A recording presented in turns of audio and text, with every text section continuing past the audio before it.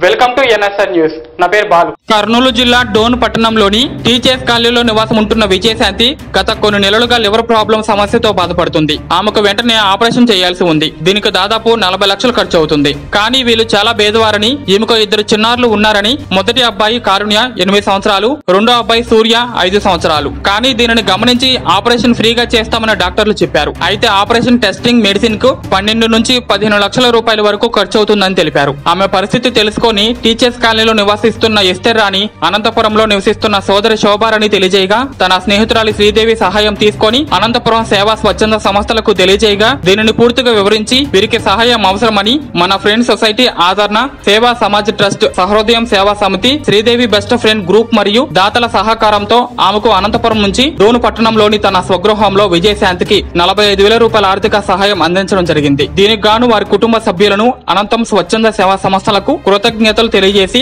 అలాగే ఇంకా మరికొంతమంది దాతలు ముందుకు వచ్చి సహాయం చేయాలని వారి సోదరు తెలియజేశారు.